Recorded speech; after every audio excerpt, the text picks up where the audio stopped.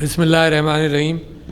جناب محترم vice chancellor Riphah international university doctor Anees Ahmed sahib, محترم ریحان صاحب، خواتین و حضرات، اس میں طلباء بھی ہوں گے، آپ سب کو السلام علیکم۔ جس سیمینار کا آج انعقاد ہوا یہ ایک بہت ہی اہم موضوع ہے، اور میرا خیال یہ ہے کہ یہ پاکستان کی سیاسی صورتحال کے اندر کچھ ڈراؤن آؤٹ ہو جائے گا۔ جتنا میں سمجھتا تھا کہ اس کا پرچار ہونا چاہیے کہ یہ سوچ ہمارے اوپر ایک یلغار ہے، دنیا میں انسانوں پر یلغار ہے۔ میں اور آپ تو پاکستان کی حد تک بڑا اپنے آپ کو محدود کر رہے ہیں کہ یہ دنیا اسلام کے اوپر یلغار ہے اور پاکستان کے اوپر ہے۔ میں سمجھتا ہوں دنیا کی ساری ساکھ پر اور ساری سوچ کے اوپر ایک بہت بڑا ٹرانسفارمیشن اس کے اندر آ بھی رہا ہے۔ کب پہچانتے ہیں، کب نہیں پہچانتے۔ آپ یہ دیکھیں کہ ہمارا ایک تو پروٹیکٹیو ری ایکشن ہوتا ہے کہ جس کے لیے سر سید احمد خان نے کہا کہ جی تعلیم حاصل کرنی پڑے گی اور انگریزی کی تعلیم بھی حاصل کرنی پڑے گی۔ وہ بھی ایک اسلامی معاشرے کے اندر وہ بھی ایک بہت بڑا کام تھا، اور تقریباً 20-30 سال انہوں نے اس کے خاص طور پر صرف اس پر گزارے، اور شاید 1895 کے قریب ان کو یہ بھی خیال آیا کہ بھئی میں جہاں تک تعلیم اور علم کی بات کر رہا ہوں اس کے ساتھ ساتھ مسلمانوں کے اپنے رائٹس کی بھی بات کروں، تو انہوں نے ایک محمدن رائٹس ایسوسی ایشن بنائی۔ مگر میں صرف آپ کے سامنے یہ بات کہنا چاہ رہا ہوں کہ یہ انسانوں کے ذہنوں کے اندر سب سے بڑا جو ری ایکشن ہوتا ہے وہ یہ کہ میں ان چیزوں کے لیے دروازہ بند کر دوں، کیونکہ دروازہ بند کر کے اس نے بہت ساری چیزوں کو زندگی میں روکا بھی ہے۔ اور ٹیکنالوجی کے حوالے سے بھی تو امیجیٹ جو ہزاروں سال کا تجربہ ہے وہ دروازہ بند کرنے کا ہے، تو وہی ایک امیجیٹ ری ایکشن بھی ہوتا ہے۔ اچھا، مگر اگر طوفان ہو تو بھی آپ دروازہ بند کرتے ہیں، پھر کھڑکیوں کے وہ باریک دراریں کو بند کرنے کی کوشش کرتے ہیں، کبھی آپ بچ جاتے ہیں، کبھی بارش کے اندر بھی، طوفان کے اندر چھت سے بھی پانی آنے لگتا ہے۔ تو آج کل میڈیا کا حال اس سے کہیں زیادہ ہے۔ آپ سب واقف ہیں کہ یہ تانے کے طور پر ہم علماء کی طرف یہ بات کہا کرتے تھے کہ دیکھو یہی لوگ پہلے لاؤڈ سپیکر کے خلاف تھے، لاؤڈ سپیکر کے بعد پھر ٹیلی ویژن کے خلاف ہوئے، اور میں دور کی بات نہیں کر رہا ہوں، میں بڑے فخر سے اس بات کا ذکر کرتا ہوں کہ میرے والد مرحوم جن سے ڈاکٹر انیس احمد بھی واقف تھے اور ان کے بھائی ڈاکٹر خورشید احمد بھی واقف تھے، وہ بھی عالم بھی تھے، جانتے بھی تھے چیزوں کو، اور اپنے ہاتھ سے عیب کو اور برائیوں کو روکنے والے انسان بھی تھے۔ تو میری شادی کے بعد کی بات کر رہا ہوں آپ کو کہ انہوں نے کہا کہ جی یہ ٹیلی ویژن جو ہے نا بڑے خرابے کا ذمہ دار ہے۔ جب ایک ہی چینل ہوتا تھا تو جناب ہمارے گھر سے black and white television اور کلر ٹیلی ویژن ہٹ گئے، اور مجھ سے رہا نہیں گیا، تو میں نے اپنے بیڈ روم کے اندر ایک چھوٹا سا کلر ٹی وی رکھ لیا، اور ان کو پتہ بھی نہیں چلنے دیا۔ خیر جب پتہ چلا تو وہ پرانے زمانوں کے سمجھدار لوگ ہوتے تھے کہ انہوں نے کہا کہ اچھا تم نے اچھا کیا لے لیا۔ تو مگر 2-3 سال بعد انہوں نے ٹی وی دیکھا، جب کوئی خاص خبر آئی تو میں نے کہا جی، جب ان کو پتہ چلا میں نے کہا جی میرے کمرے میں ٹی وی ہے، آپ دیکھ لیجئے۔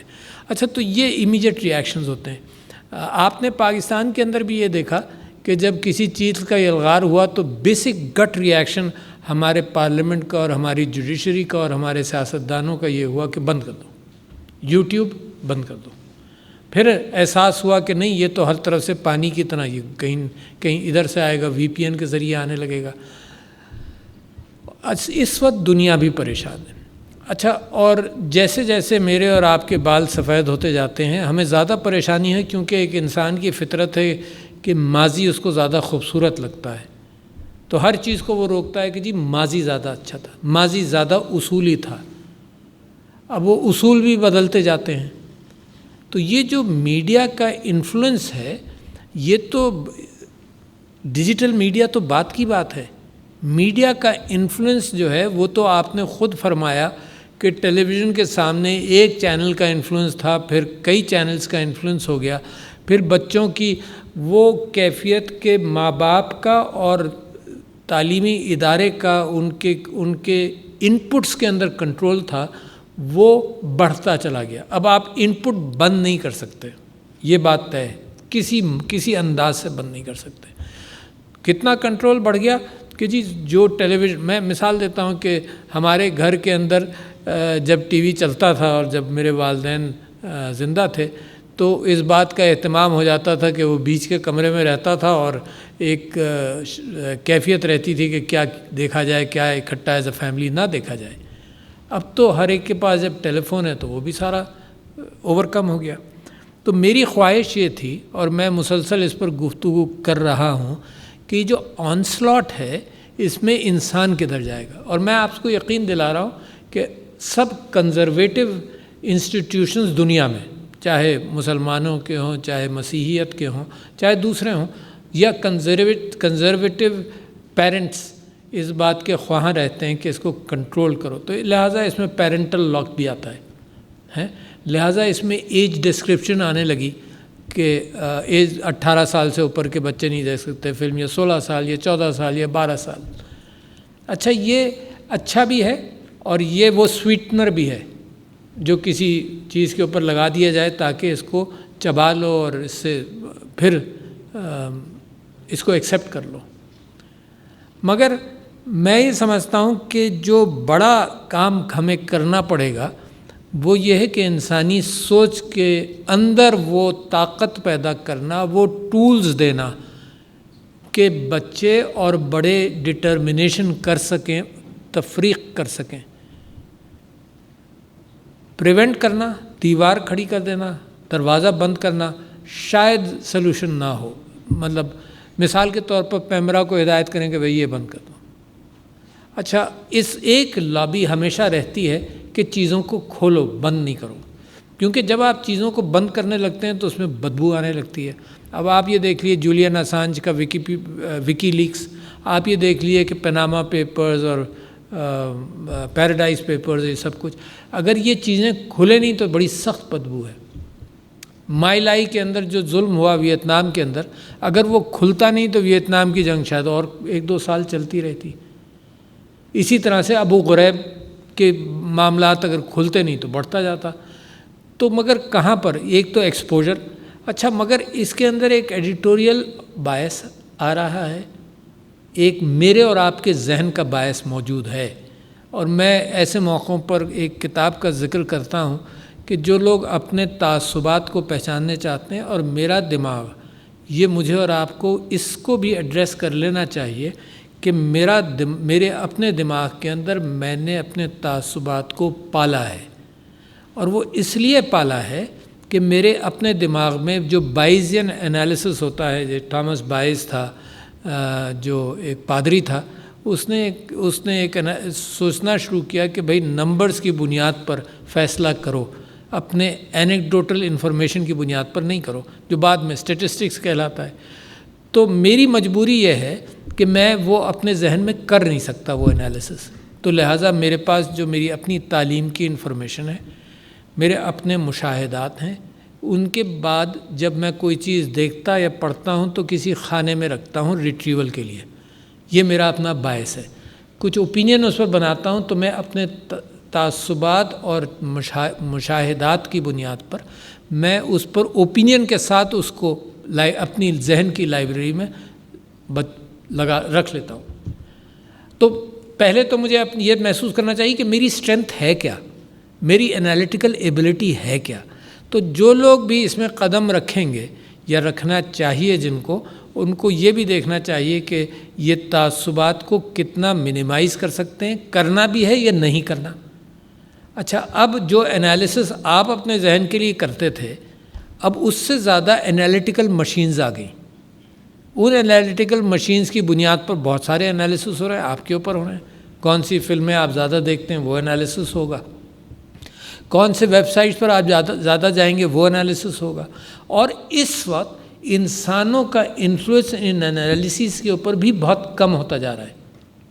یعنی اگر آپ اب یہ انالیسس کے کون سی چیز آپ کو فیڈ ہوگی اس پر میں آ جاؤں.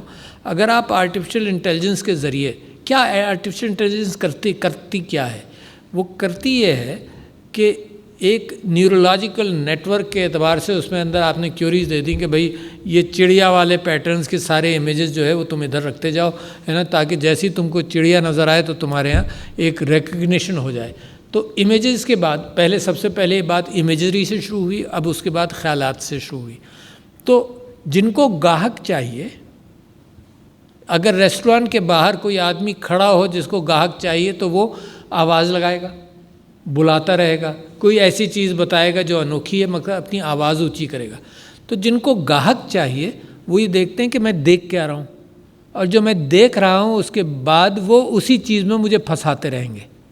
اور یہ فیس بک کا اور سب چیزوں کا ایک ٹرائیڈ اینڈ ٹیسٹڈ فارمولا ہے کہ اگر آپ وائلنس دیکھنا چاہتے ہیں یا تلاش کر رہے ہیں سوشل میڈیا پر بھی، تو آپ کو اسی وائلنس میں وہ ایکسٹریمائز کرے گا تاکہ آپ پیج سے نہیں ہٹیں، آپ اس فوکس سے نہیں ہٹیں۔ واٹ آئی ایم سیلنگ، دوسرے دکان پر مت جائیں، ساری چیزیں اچھی اور بری اسی دکان میں موجود ہیں، ٹھیک ہے نا۔ تو یہ ٹیکنیک یوز کی جا رہی ہے، اور میں اور آپ اس ٹیکنیک کے غلام ہیں۔ میں نے نام بھول رہا ہوں، میں نے اپنا ویب سرچ انجن جو ہے نا، وہ مین ویب سرچ انجنز، مثال کے طور پر گوگل سے ایک ویب سرچ انجن ہے جو کہ کہتا ہے کہ جی ہم کوئی ڈیٹا تمہارے اوپر انالائز نہیں کرتے، اس کا نام ہے ڈک ڈک گو، بڑا عجیب سا نام ہے نا۔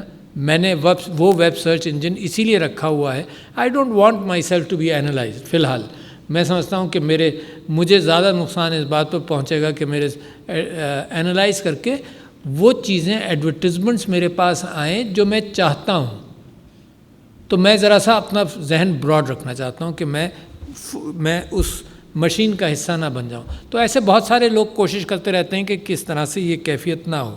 اچھا جی، میں آپ کے سامنے ایک اور چیز کا ذکر کر دوں کہ سب سے سسیپٹیبل ایج کیا ہے، اور جن لوگوں کو یہ اس معاملے میں دیکھنا ہے تو سائنٹیفک امریکن فیبرری 2022 کا میں ایک آرٹیکل ہے کہ سب سے سسیپٹیبل ایج جو ہے وہ 14 سال کی ہے، اور 14 سال کی وہ عمر ہے جس کے اندر بچے ڈیسیشن میکنگ کے قریب آ جاتے ہیں اور اپنی زندگیوں کے فیصلے کرنا شروع کرتے ہیں، بہت ایکسائٹڈ ہوتے ہیں، ان کا برین کیپیسٹی اچھا ہو چکا ہوتا ہے، ان کے انالیٹیکل ٹولز بھی اچھے ہو جاتے ہیں۔ تو 14 is the most susceptible age, and then ظاہر ہے 14 سے لے کر 20 تک وہ سسیپٹیبل ایج ہے as long as people are forming opinion. تو لہٰذا اس ایج کے لیے میں کیا کروں؟ یہ میں بات کر رہا ہوں کہ دنیا کی پریشانی ہے کہ how to handle fake news for example.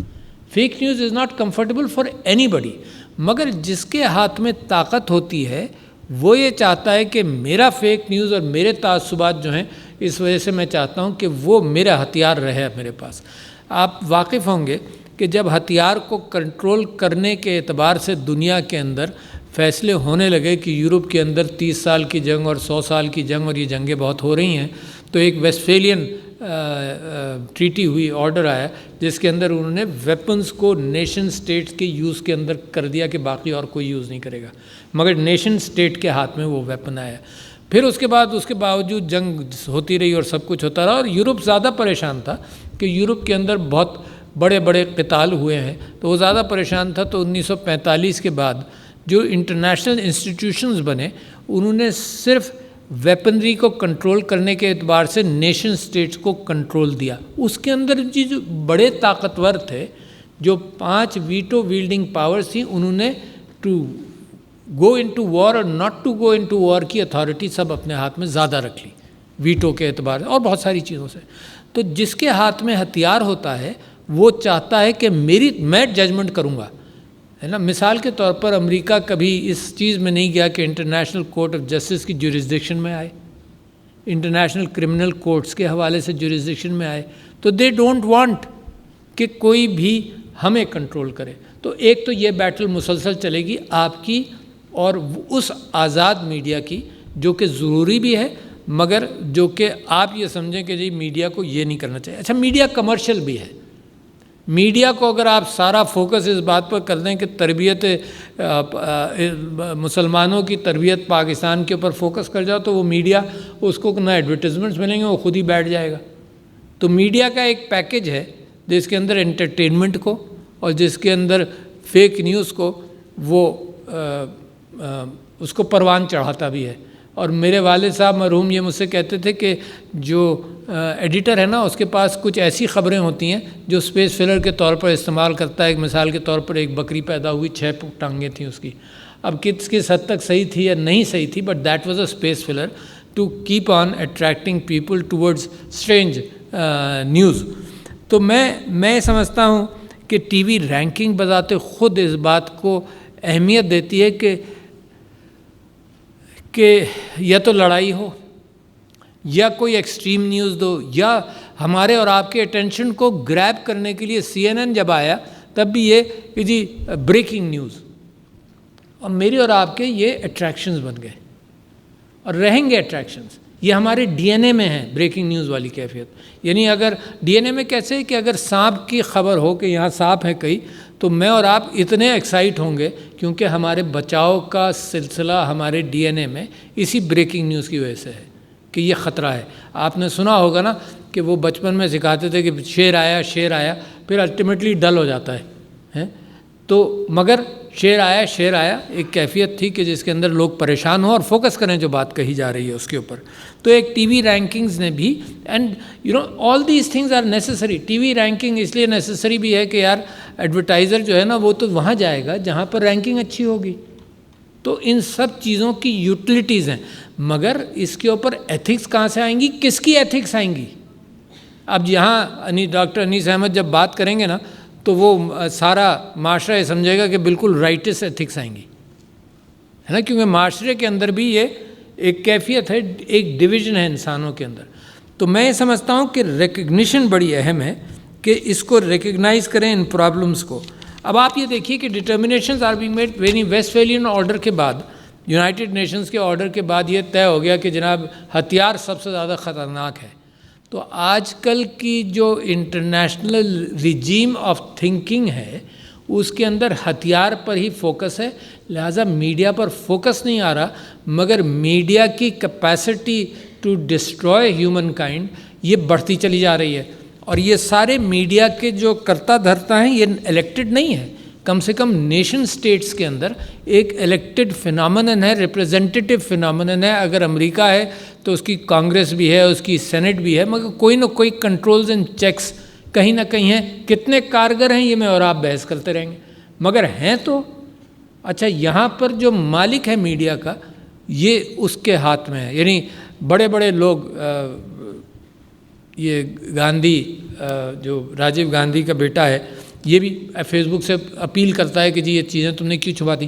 Face بک نے یوکرین کے اندر, یوکرین کے بعد لوگوں کو مولوٹوف کاکٹیلز بنانا اور اس قسم کے ہتھیاری تیاری کی اپنے اوپن کر دیا.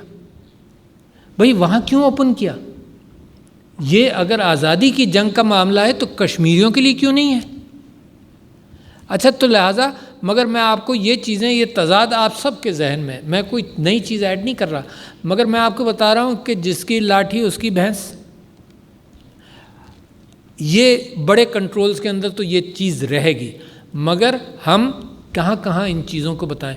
کیا ہمارے نوجوانوں کو اور اسکولوں کے اندر یہ بتانے کی ضرورت ہے کہ بھئی تفریق کیسے کرو گے؟ اچھا بھول جائیں, یعنی آپ کو ٹرینڈ کوئی وائلنس کی طرف جا رہا ہے, کوئی ادھر جا رہا ہے, اس کو بات کی بات ہے.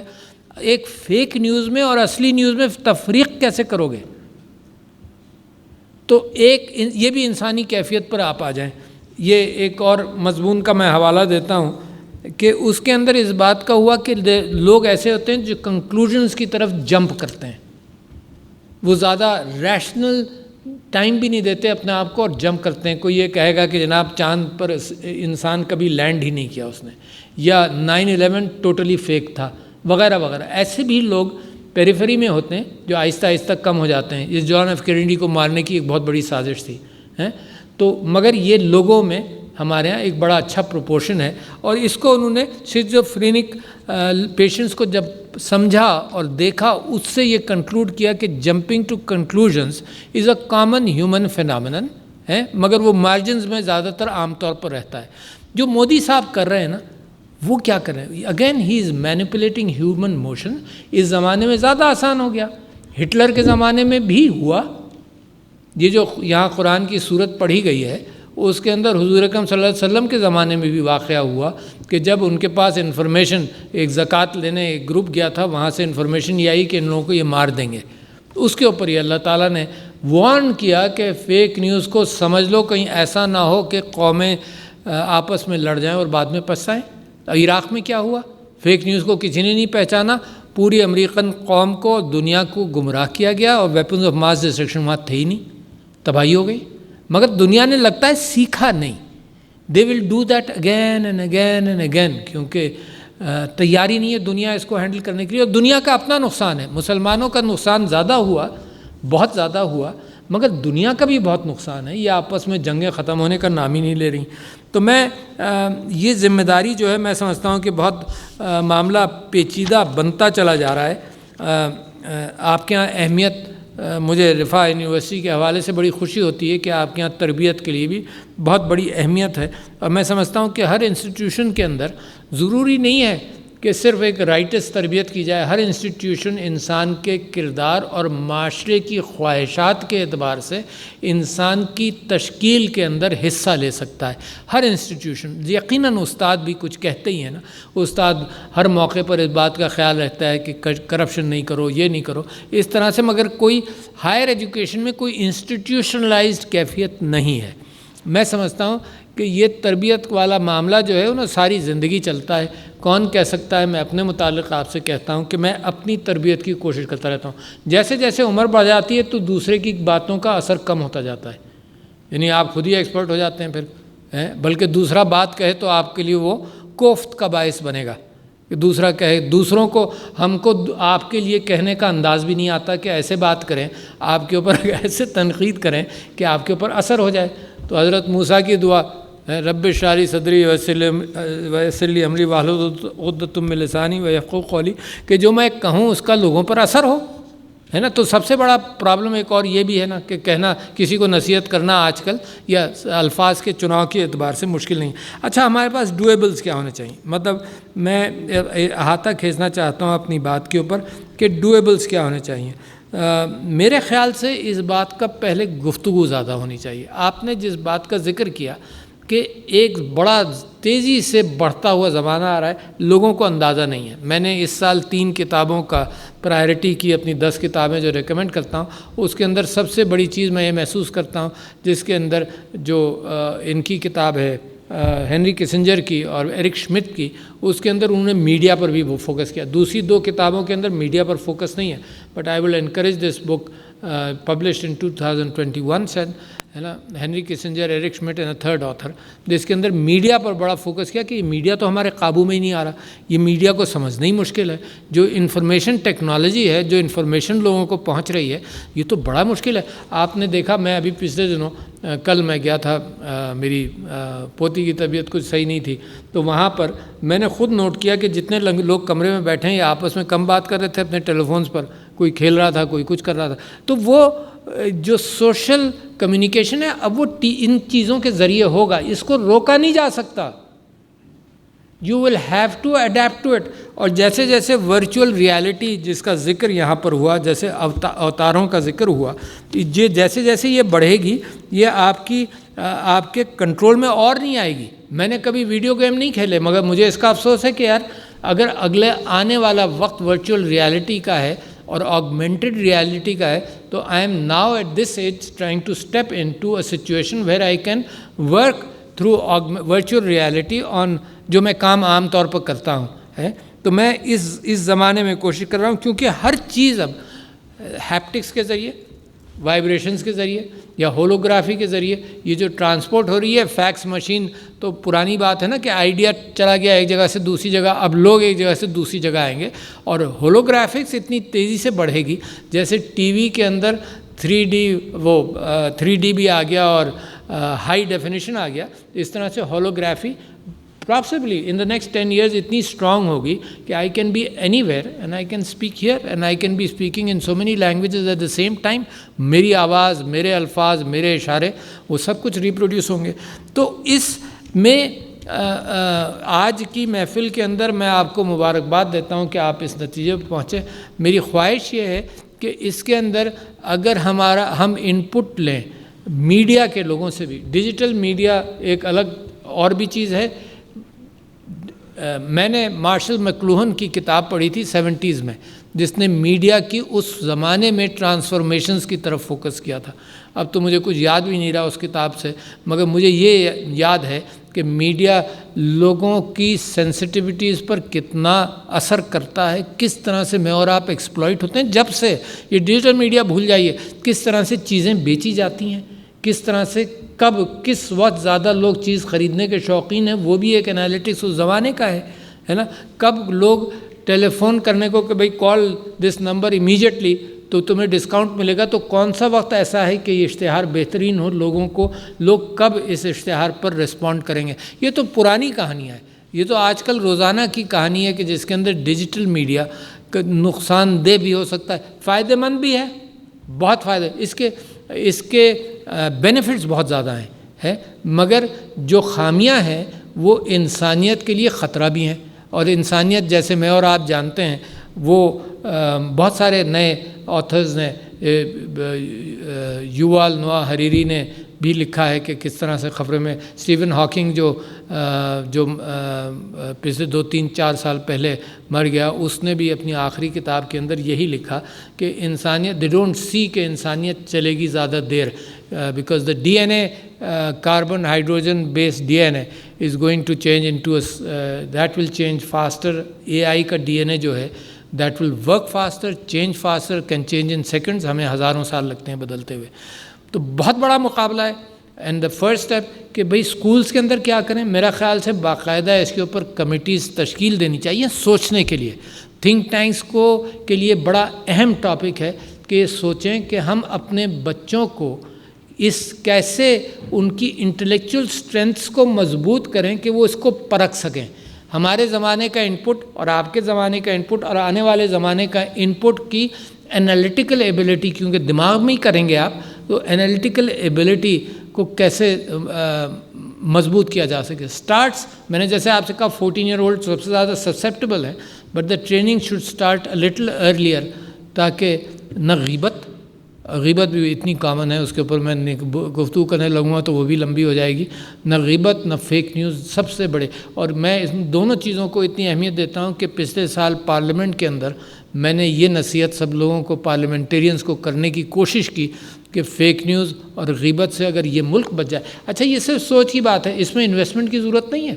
کہیں آپ ایکسپورٹ بڑھانے کے لیے، معاشی ترقی کے لیے یہ چاہیے، اتنا پیسہ چاہیے، یہ تو سوچ کی بات ہے نا. تو اچھا سوچ کو مستحکم کرنے کے لیے کبھی کبھی تو بڑے ریفارمرز نظر آ جاتے ہیں، جن کی لکھنے سے اور جن کی بات پہنچانے سے یا جن کی تقریر سے معاشرے پر بہت بڑا اثر ہوتا ہے. تو to any reformation, but the exercise has to be conducted at a far bigger level than we have done before.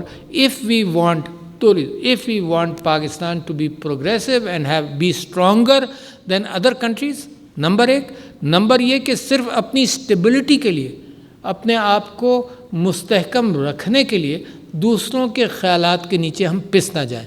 تو خواتین و حضرات، تھینکس ٹو رفا انٹرنیشنل یونیورسٹی کہ اتنا اہم انہوں نے کیا، اور میں سمجھتا ہوں کہ اس کو مختلف انداز سے مجھے بھی سوچنا پڑے گا، آپ بھی سوچئے کہ اس گفتگو کو جاری رکھنا چاہیے. السلام علیکم.